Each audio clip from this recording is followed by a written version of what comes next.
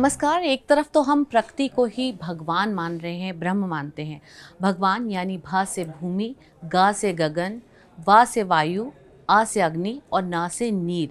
इन सब से मिलके जो बना है, हम किसी को माँ की संज्ञा देते हैं, किसी को देवता की संज्ञा देते हैं।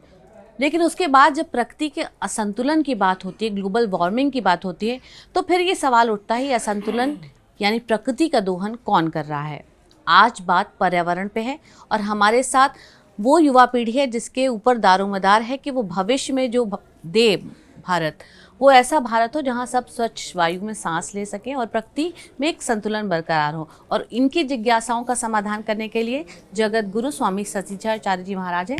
गुरु जी बहुत बहुत स्वागत है, प्रणाम। आभार। एक बहुत सरल व्याख्या में कहें तो जितना भी कमाओगे सब व्यर्थ ही जाएगा। आज अर्थ को नहीं बचाया तो सब व्यर्थ हो जाएगा। एक तरफ हम लोग जो वही भगवान की संज्ञा देते हैं, दूसरी तरफ इस तरह की घटनाएं हो रही हैं। तो ग्लोबल वार्मिंग तो हम कह सकते हैं दुनिया के लिए, हमारे यहाँ तो हम अपने ही आध्यात्मिक अपनी चेतनाओं का दोहन कर रहे हैं। अगर नदियों के साथ ठीक बर्ताव नहीं कर रहे हैं, पहाड़ों के साथ ठीक बर्ताव नहीं कर रहे हैं। नहीं, इसको बिल्कुल आध्यात्मिक तौर पर अगर आप शास्त्रों की भाषा में समझें तो प्रकृति ही भगवान है। आप अगर आध्यात्मिक है और आप भगवान को मानने वाले हैं तो भगवान कौन है? भगवान प्रकृति ही है। भगवान में जो भा है वो भूमि को रिप्रेजेंट करता है। जो गा है भगवान के अक्षरों में भ ग, तो जो गा है वो गगन यानी आसमान का प्रतिनिधित्व करता है। वह वायु को, आ अग्नि को और ना नीर यानी पानी को रिप्रेजेंट करता है। तो ये जो प्रकृति के प्रमुख तत्व हैं यही भगवान हैं और हम इनके विपक्ष में काम कर रहे हैं। जल देवता है हमारे यहाँ, धरती माता है हमारे यहाँ, आकाश हमारे यहाँ संबल है। तो जीवन का आप उद्देश्य भूल रहे हैं। आप किसी न किसी तरह से प्रकृति को नुकसान पहुंचा रहे हैं और उसका प्रतिफल है कि कभी भूकंप आता है, कभी बाढ़ आती है, कभी भूचाल आता है, कभी कभी समुद्र में आपका आतताई स्वरूप दिखता है। कभी सर्दी हो जाती है, सर्दी तो बहुत होती है, कभी गर्मी और कभी पड़ती ही नहीं है। और अथवा समटाइम आपको जो ये महामारी और विनाशकारी जो बीमारियां दिखने को मिलती हैं, कभी आप देख रहे हो कि केदारनाथ में बार बार हेलीकॉप्टर्स गिर रहे हैं। ये सब प्रकृति आपको संकेत दे रही है कि सावधान। शारीरिक प्रकृति और बाहरी प्रकृति दोनों आपको सावधान करते हैं। जैसे बुखार आना कोई बीमारी है क्या आपको लगता है? बुखार आना एक लक्षण है, एक वार्निंग है। आपका शरीर तपने लगे तो आप समझना कि अब वार्निंग आ रही है, आप बीमार हो गए हो। क्योंकि बुखार तमाम तरीके के हैं, मलेरिया, डेंगू, मेनिंजाइटिस, तुम्हारा कोरोना का बुखार, तमाम तरीके के बुखार हैं। मतलब 47-48 प्रकार तो मुझे ही याद हैं बुखार के। तो बुखार एक लक्षण है, बीमारी नहीं है। तो ऐसे ही लक्षण प्रकृति में देखने को मिल रहे हैं। लोगों के बाल जल्दी सफ़ेद हो रहे हैं, आंखें काम नहीं कर रही, कान काम नहीं कर रहे हैं, शरीर काम नहीं कर रहा है। युवा बच्चे एक मंजिल पे पहुंचते पहुंचते ही ऐसा लगता मतलब क्या ही छूट गया है, क्या खाया है, क्या पिया है, क्या बचाया है और क्या रह गया है। तो शरीर, आत्मा, बल, संयम, क्षमता, सामर्थ्य सब समाप्त हो रहा है। कारण प्रकृति के साथ खिलवाड़ हो रहा है। अंदर की प्रकृति और बाहर की प्रकृति दोनों का रक्षण कीजिए, अन्यथा ये लक्षण आप रक्षण न कर सके तो ये लक्षण कहते हैं कि कल विनाश होगा। नमस्कार आचार्य जी। मेरा सवाल ये है कि अक्सर लोग भूल जाते हैं कि जो उनको सबसे ज़्यादा मक्खन लगाता है उन्हीं के हाथ में चाकू होता है। और यही से मेरा सवाल है कि जो लोग पेड़ लगाते हुए, जो पॉलिटिशियंस हैं, जो सेलिब्रिटीज़ हैं, पेड़ लगाते हुए फ़ोटो खींच के अपने इंस्टाग्राम पे डालते हैं, वही लोग अगले दिन वही पेड़ काटने का टेंडर पास करते हैं। इन लोगों को आप क्या सूचित करना चाहेंगे, क्या बोलना चाहेंगे? आपकी कुछ टिप्पणी विशेष हो?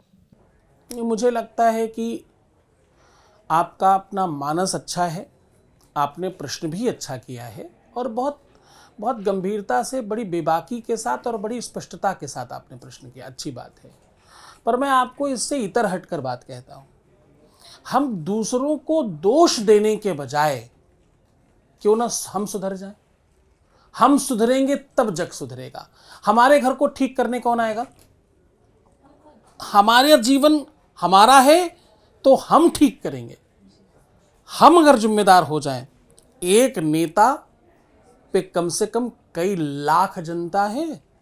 एक नेता 5 पेड़ लगाए या 100 पेड़ काट ले, दोनों में कुछ नहीं कर सकता, वो किसी लायक नहीं है। लायक आप हैं। आप नेता बनाते हैं, अभिनेता बनाते हैं, आप स्टार बनाते हैं, आप उद्योगपति बनाते हैं, आप व्यवसायी बनाते हैं, आप ही भगवान बनाते हैं। तो आप सर्वस्व हो, आप कर सकते हो। आपका मतलब संसार जाग गया तो सब संभव है। अपनी प्रकृति का रक्षण करें, अपनी प्रकृति यानी अपने अंतःकरण की रक्षा करें। आप स्वस्थ रहेंगे, आप मानसिक तौर पर स्वस्थ रहेंगे, आप आत्मिक तौर पर स्वस्थ रहेंगे तो आपके रिश्ते स्वस्थ रहेंगे। आपके रिश्ते स्वस्थ होंगे तो आपका जीवन स्वस्थ होगा, और ये सब स्वस्थ होगा तो आपकी संपन्नता भी स्वस्थ होगी। तो जीवन के वो सब आदर्श दूसरों के लिए नहीं, अपने लिए लागू करेंगे हम, तभी कुछ स्वस्थ होगा। गुरुजी, हमें ऐसा नहीं लगता कि हम अपने पृथ्वी के हम खुद दुश्मन बन रहे हैं? क्योंकि जिस तरह से देखा जा रहा है, शहरी क्षेत्रों में वृक्षों को काटा जा रहा है और शहर को मतलब बिल्डिंग्स बनाई जा रही है, तो इस पे आपकी मतलब आपका क्या कहना है सर? गुरुजी, पुनरपि जननम पुनरपि मरणम पुनरपि जननी जठरे शयनम। आवश्यकता विनाश से निर्माण की तरफ होती है। कहीं कुछ विनाश हो रहा है तो कहीं निर्माण करना प्रारंभ कीजिए। क्योंकि शहरों को विकसित होने से रोकना, उस पर टिप्पणी करना आपको धर्मगुरु बनना नहीं बताता। आप जहां किया जा सकता है वहां विकास कीजिए, जहां प्रकृति संरक्षण किया जा सकता वहां संरक्षण कीजिए। हर व्यक्ति अगर अपनी जिम्मेदारी समझे, निज धर्म बोलते हैं इसको, हिंदू धर्म, सनातन धर्म, हमारा अपना धर्म, सब धर्म है, लेकिन सबसे बड़ा क्या है? निज धर्म, हमारा अपना। हम दूसरे को धर्म क्यों सिखाएं? हम स्वयं क्यों नहीं धार्मिक हो जाएं? हम स्वयं क्यों पेड़ नहीं लगाएं? हम हर साल 5 पेड़ लगाने के लिए प्रयास क्यों नहीं करें? 140 करोड़ देशवासी हैं, पहले ही साल कितने पेड़ होंगे? 5 से गुणा करो, जितनी जनसंख्या है आपको पता हो। हम 100 करोड़ मान लें, हो सकता है 10, 20, 25, 50 लोग ना करें, 100 करोड़ को भी करो तो भी 500 करोड़ हो गए। तो 500 करोड़ पेड़ जिस दिन आपके यहाँ लग जाएंगे, क्या हाल होगा? चारों तरफ सिर्फ हरियाली दिखेगी, सिर्फ हरियाली और कुछ नहीं दिखेगा। हम दुखी इसलिए हैं कि हम कोई भी धर्म दूसरों को सिखाते हैं, हम कोई भी नियम सामने वाले को बताते हैं, हम स्वयं कुछ नहीं करते। हम जब तक खुद नहीं सुधरेंगे, हम ज्ञानी नहीं, हम अज्ञानी बनकर के ज्ञानियों को सुने तो जीवन बेहतर चल जाएगा। यहाँ संकट यही है कि हम दूसरों की कमियां निकालने के लिए तो खड़े हैं, हम ये कहने के लिए तो खड़े हैं कि तुम गलत हो, पर हम ये कहने के लिए एक बार भी खड़े नहीं कि हम भी गलत हैं। झगड़ा होगा, आपको लगता है अगर 2 लोगों में से एक आदमी हाथ जोड़कर खड़ा हो जाए, यार गलती हो गई मेरे से, मैं गलत हूं, कभी होगा? वो कहता है तुम गलत हो, वो कहता है तुम गलत हो, इसीलिए तो झगड़ा है। झगड़ा इसलिए नहीं कि गलत कौन है, झगड़ा इसलिए है कि कोई स्वीकार ही नहीं कर रहा है, कोई मान ही नहीं रहा है। तो साहब, दूसरों को नहीं, हमें खुद को सुधारना पड़ेगा। और ये तो तब है जब हमें पता है ये सब चीजें वो हैं जो हमको हमें जीवन देती हैं। सबको मालूम, पर कोई नहीं कर रहा है। आप इतने लोग हो, ईमानदारी से सौगंध खा करके, अपने अपने माँ बाप की कसम खा के, सौगंध खा के बताओ कितने पेड़ लगाए आज तक? कितने पेड़ लगाए? सर मैंने तो 1 लगाया, पर मेरे घर में 5 है। एक ही पेड़ लगाया आज तक? कितने साल की हो गई? सर 20। 20 साल एक व्यक्ति को। अब इतने लोगों में एक व्यक्ति ने हाथ उठाया पहले तो, आप सोचो परसेंटेज निकालो, और एक ही पेड़ लगाया जीवन में, जबकि केवल आपके भोजन पकाने में 20 साल तक जो आपने खाना खाया है, उसकी एनर्जी बनाने के लिए जो पंखा चलाया, जो लाइट चलाया, उसको उतने भर को बनाए रखने के लिए कम से कम 100 पेड़ खा गई आप। माली से खरीद के लाया हुआ गिना जाएगा? कोच भी लगाओ, मैं तो कह रहा हूँ घास भी तो एक लगाओ, कुछ तो करो। मैं आपको नहीं कह रहा हूँ, एक सामान्य वार्ता, ये आपको कहकर मतलब, और 140 करोड़ की तरफ इशारा है। आप तो एक हो, आप तो चलो कम से कम एक लगाया तो सही, लोग तो एक भी लगाने वाले नहीं है। कहने का सीधा आशय ये था, आपको कहने का मतलब ये कि तमाम 144 करोड़ लोग सुन रहे हैं इस बात को, तो सबको ये बात पता चले कि यार हम क्यों नहीं कर रहे, हम भी तो प्रयास करें। हम हर दिन नहीं सही, हर वीक में नहीं सही, हर हफ्ते महीने भर में नहीं सही, 6 महीने में नहीं सही, साल भर में तो एक पेड़ लगा दें। अच्छा, एक पेड़ का संरक्षण शुरू कर दें, कभी कभी जाकर खाद पास डाल के आया करें।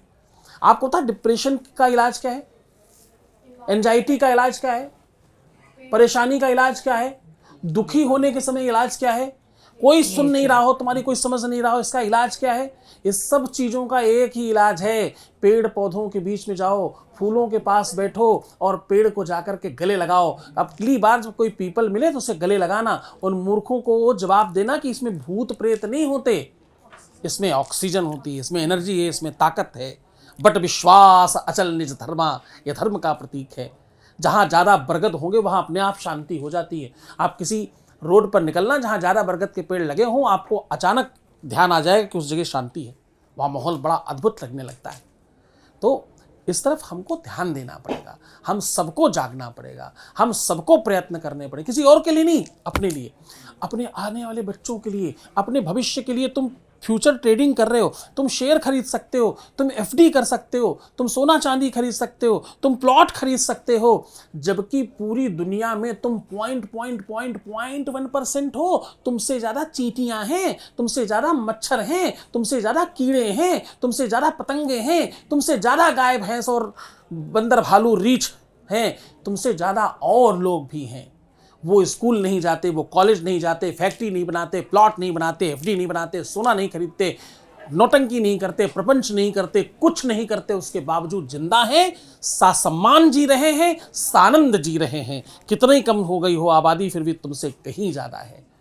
तो साहब, आप अपने धर्म का पालन कर ले जाएं, बस इतना ही सबसे बड़ा काम है। गुरु जी, अब तो इको फ्रेंडली चीज़ों का एक बड़ा बिजनेस तबका है, बहुत बड़ा उसका व्यापार है, तो उसके बावजूद अब उसमें नई नई चीज़ें तो आ जाती हैं, लेकिन घर से शुरुआत नहीं होती है। अब किसी भी बिल्डिंग में हम देखेंगे तो एक घर में अगर 4 एसी हैं और एक 10 मंजिला बिल्डिंग है, तो वही मेरा अगर तो गणित कमज़ोर है, बच्चे बेहतर बता देंगे, मान लीजिए एक फ्लोर पे, हाँ, एक फ्लोर पे 20 लोग रह रहे हैं और 100 है तो 2000 हो गया। तो वो सब चलाते हैं। आप कितना भी उसके लिए उपाय कर लीजिए, और ये भी प्रूवन है कि जहाँ जहाँ इस तरह की सोसाइटी है वहाँ पर भूमि का जो जल है उसका जलस्तर खराब हो रहा है, प्रदूषण हो रहा है, वायुमंडल में प्रदूषण आ रहा है, बढ़ रहा है, और चारों तरफ से दिक्कतें हैं। मैं आपको तो इससे उसको बहुत ही पर्सनल लेवल पे एक घर से ऐसी क्या शुरुआत की जा सकती है पेड़ लगाने के अतिरिक्त, जो आप रोजमर्रा की चीजों में तमाम चीजें कर सकते हैं। पहला, आज हर घर घर में डिप्रेशन हो रहा है, इसके पीछे प्रकृति के खिलाफ खिलवाड़ है।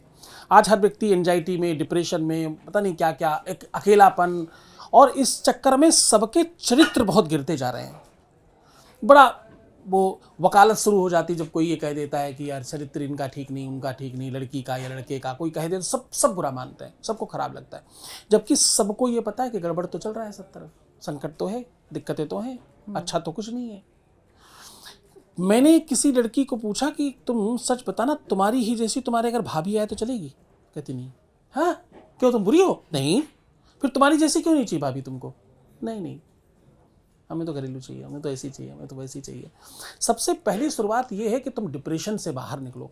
सबसे पहली शुरुआत ये है कि तुम स्वस्थ हो पाओ। सबसे पहली शुरुआत ये है कि तुम अपने आने वाले फ्यूचर के लिए, भविष्य के लिए और भविष्य के लोगों के लिए कुछ अच्छा कर पाओ। इसके लिए क्या, हमारे ऋषियों ने यज्ञ की परंपरा करी। तो आप रोज असली हवन सामग्री से, कूड़ा करकट जो बेच रहे वो नहीं, असली हवन सामग्री बनाकर यज्ञ चाहे इतना सा ही करें, जरूर करें। इससे वायुमंडल का पोल्यूशन ठीक होगा। दूसरा, हम सबको पनीर सब्जी बहुत पसंद है, हाँ जी ना जी। दूध बहुत पसंद है, हाँ जी ना जी। दही बहुत पसंद है, हाँ जी ना जी। घी खाना ही चाहिए, हाँ जी ना जी। आएगा कहाँ से? कहाँ है? कौन पाल रहा है? गौशाला। तुम में से कितने लोग पाल के रखे हो? परसेंटेज वाइज निकालो। मतलब पालने वाले 0.1%, खाने वाले 100%, यूजर्स ज़्यादा हैं, डिमांड ज़्यादा है, सप्लाई कम है, तो असली नहीं तो क्या नकली मिलेगा? कैसे कैसे असली नकली का आप भेद करेंगे? नकली नहीं तो असली मिल सकता है? नकली ही मिलेगा, 100% कन्फर्म है। इसको ठीक करिए। हर व्यक्ति एक एक गाय घर में नहीं पाल सकते, गौशाले में जाओ, उनको बोलो एक गाय मेरी तरफ से मैं रख रही हूँ, इसके पैसे दूंगी और 50% दूध आपसे ले लिया करूंगी, मुझे और कुछ नहीं चाहिए, खर्चा पूरा दूंगी या दूंगा। तो आप शनै शनै उस व्यवस्था को क्रिएट करिए। कुत्ता पाल सकते हैं, हाथी बैल गधा पालने की बड़ी इच्छा है, हाँ? कबूतर और पता नहीं क्या क्या क्या क्या पालना चाहते हो, पालो। प्रकृति के सब रक्षक हैं, सबको पालो, पर गाय भी तो पालो। इससे तुम्हारा जलस्तर, इससे तुम्हारी भूमि शुद्धि, तमाम तरीके के लाभ मिलेंगे। तुम्हारे पूर्वज सिखा गए, उसको करो। वृक्ष लगाओ, गाय पालो, हवन करो। ये सब परंपरा नहीं है, ये केवल धर्म और पूजा पाठ नहीं है, ये भगवानवादिता नहीं है, ये भकोसला नहीं है, ये अंधविश्वास नहीं है, ये तुम्हारी रक्षा, सुरक्षा और तुम्हारे जीवन को विशुद्ध करने की व्यवस्था है। नमस्कार गुरुजी, मेरा आपसे ये सवाल है कि हमारे संस्कृति में जननी जन्मभूमि कहा जाता है, तो सर उसी जननी को या जन्मभूमि को सुधारने के लिए लोग विकास कर रहे हैं, और वो विकास कर रहे हैं पर्यावरण काट कर। तो आप सर बता सकते हैं कि पर्यावरण और विकास ये दोनों साथ साथ कैसे चले? नहीं, इसका सीधा सूत्र है, जननी जन्मभूमिश्च स्वर्गादपि गरीयसी, रामायण कहती है। इसका पूरा सूत्र बहुत सीधा, बहुत स्पष्ट है। आप जब एक तरफ कोई चीज खराब करते हैं तो दूसरी तरफ आप ही निर्माण करते हैं। आप ही निर्माण करता है, आप ही संहारक हैं और आप ही विनाश करता है। आपको तीनों ही स्वरूप अपने ही अंदर रखने पड़ेंगे। आप जब एक तरफ चीजें गड़बड़ कर रहे हो तो आप देखिए, आजकल अच्छी बात यह होगी कि अमीरों को अब फार्म हाउस की तरफ थोड़ा रुझान बढ़ा है। ये उसी तरफ का एक अच्छा प्रकल्प और विकल्प है। आजकल धीरे धीरे लोग ऑर्गेनिक फूड्स की तरफ रुझान बढ़ा है। अब रुझान तो बढ़ रहा है, आवश्यकता तो बढ़ रही है, आविष्कारों की कमी है। जो बच्चे पढ़ लिख करके लाखों रुपए, करोड़ों रुपए बर्बाद करके अपने घर वालों की अच्छी पढ़ाई करते हैं, जिन्होंने अपने जीवन के 20-22 साल बर्बाद करके पढ़ाई करी है, उनको 15,000, 20,000, 25,000 की नौकरी क्यों करनी है? वो कृषि की तरफ क्यों नहीं जा रहे हैं? क्या शिक्षित होकर के ये सब काम नहीं किए जा सकते? शिक्षित लोग इसलिए नहीं होते कि काम को छोटा और बड़ा बताएं। शिक्षित लोग इसलिए होते हैं कि छोटे से काम को भी बड़े स्तर पर करके दिखाएं, छोटे से काम को बड़ा कर ले जाएं। इसके लिए लोग शिक्षा लेते हैं। हमारे यहाँ परंपरागत हम भीड़ की तरफ चल पड़ते हैं। हम जो सब कर रहे हैं वही हम भी करेंगे, जैसे सब जी रहे हैं वैसे हम भी जिएंगे, जैसे सब रह रहे हैं वैसे हम भी रहेंगे।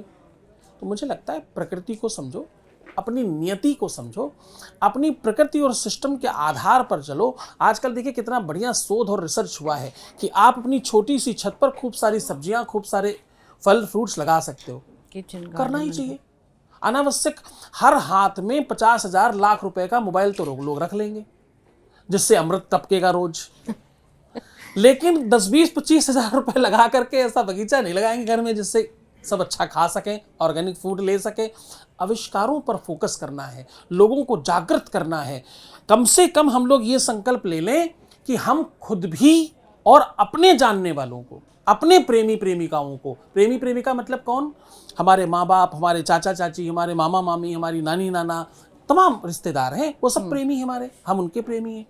इनको सबको जगाएंगे, यही ही करना, ऐसा ही करना है, इसी से मदद करेंगे। अगली बार रक्षाबंधन में दीदी को कुछ पैसे दे पाए चाहे नहीं दे पाए, उनके गार्डन की कोई व्यवस्था करके आएंगे, उनकी बालकनी में 2-3 फलों की और सब्जियों की व्यवस्था करके आएंगे। हो सकता आदत पड़ जाए, हो सकता वो जाग जाए, उसके बाद आप एक लगा के आओगे, वो 20 लगाए मिलेंगे अगले बार। तो हम सब खुद जागे, लोगों को जगाएं, ये हमारा पहला निजी धर्म है।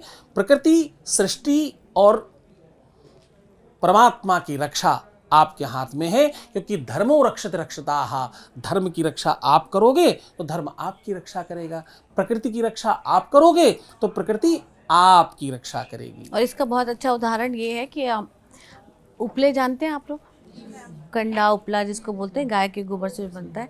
तो अभी हमें ऐसे देखने को नहीं मिलता, लेकिन वही नवरात्र में या आपके घर में कोई धर्म कर्म होता है तो जो ऑनलाइन साइट्स होती हैं वहाँ पे काऊ डंग केक के नाम से वो पैकेजिंग में बाकायदा बहुत महंगा बिकता है। तो आप जिस चीज़ को मतलब गांव देहात की चीज़ सोच के ऐसे छोड़ देते हैं, वही चीज़ आपकी वो एक नई पैकेजिंग के साथ और महंगी होकर मिलती है। वो क्या है ना, हमारे लोगों को आदत है, योग जब योगा होगा तो माना जाएगा, आयुर्वेद जब आयुर्वेदा होगा तो माना जाएगा, हमारे यहाँ के स्वामी विवेकानंद जब विवेकानंदा होंगे तो माने जाएंगे। हमारे यहाँ को आदत है, हमारी वस्तु को दूसरा कोई छौंक लगाकर अपना नाम लगा करके वापस हमको दे दे तो हम बड़ा अच्छा मानकर उसे स्वीकार कर लेते कि देखिए वो भी फॉलो कर रहे हैं। नहीं कि ये वैसा है, इंटरनेशनल हो गई चीज़। तो साहब अपनी चीज़ अच्छी ही है, वो जिस भी प्रकार की उसे स्वीकार करें, प्रकृति और सृष्टि का रक्षण करें, बाहर की प्रकृति नहीं अंदर की भी प्रकृति को अच्छा करें। आहार और व्यवहार ये दो तुम्हारे पैर हैं, जिससे सही चलोगे तो फिर आचरण अच्छा हो जाएगा।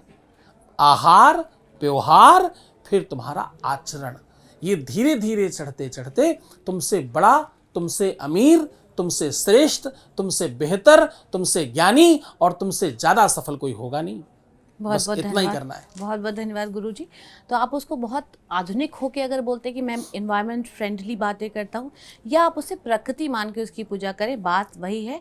आपको वो प्रकृति जो आपके लिए जीवनदायिनी है उसकी रक्षा स्वयं करनी है, वरना आने वाले दिन में खतरा आपके स्वयं के अस्तित्व पर होने वाला है। इस कार्यक्रम में इतना ही। मिलेंगे फिर किसी और शंका के समाधान के साथ, किसी और समस्या का हल जानने के लिए जगत गुरु आवाज में। तब तक के लिए नमस्कार, धन्यवाद।